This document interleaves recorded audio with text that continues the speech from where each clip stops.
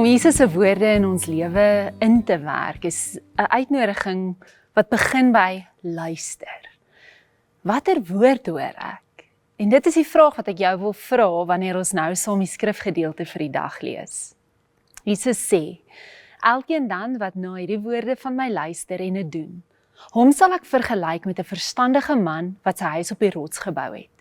En die reën het geval en die waterstrome het gekom en die winde het gewaai en teen daardie huis aangestorm. En dit het nie geval nie, want sy fondament was op die rots. En elkeen wat na hierdie woorde van my luister en dit nie doen nie, sal vergelyk word met 'n dwaase man wat sy huis op die sand gebou het. En die reën het geval, die waterstrome het gekom en die winde het gewaai en teen daardie huis aangestorm. En dit het geval. En sy val was groot. En toe Jesus hierdie woorde geëindig het, was die skare verslae oor sy leer, want hy het hulle geleer soos een wat gesag het, en nie soos die skrifgeleerdes nie. Daar's iets aan hierdie beeld van twee bouers wat Jesus gebruik. Wanneer ons die storie hoor, dink ons maklik die groot verskil tussen hulle is dat die een na Jesus geluister het en die ander een nie, maar dis nie wat Jesus sê nie. Hulle albei hoor sy woorde.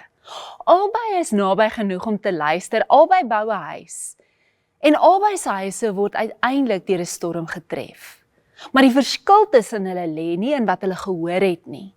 Dit begin by wat na die gehoor gebeur het, nadat hulle geluister het. En dit laat my dink of een van die grootste uitdagings van ons geestelike lewe vandag nie juis is dat ons so ongelooflik baie hoor nie. Ons het waarskynlik toegang tot meer geestelike inhoud as enige generasie voor ons. Ons kan elke dag na 'n preek luister, 'n leesplan volg, 'n podcast aansit op pad werk toe, 'n boek lees, 'n dagstukkie ontvang of 'n vers op ons foon sien.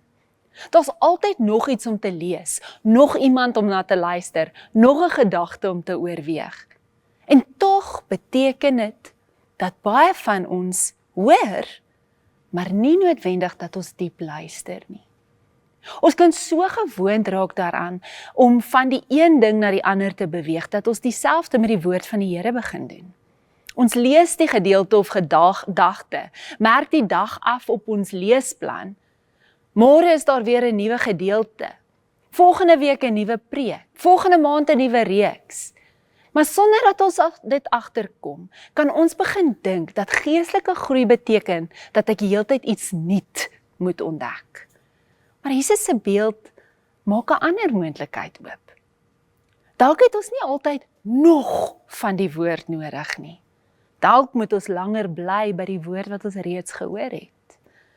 Ons het geleer om te vra, wat lees ek volgende, maar miskien is daar 'n vraag wat voor daai vraag kom. Wat het ek gehoor by hierdie gedeelte waarby ek nou is?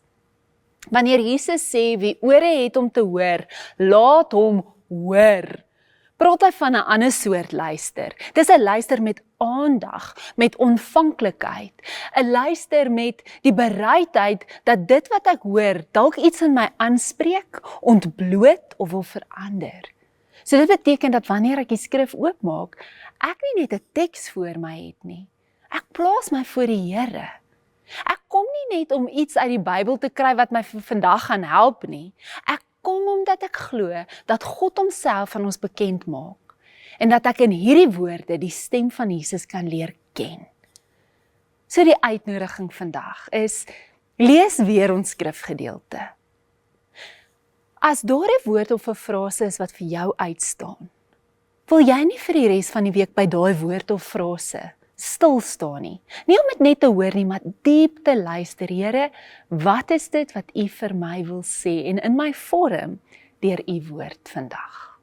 Here, dankie dat U met ons praat. Dankie vir U woord, dat dit soos 'n lig is vir ons pad en 'n lamp vir ons voet.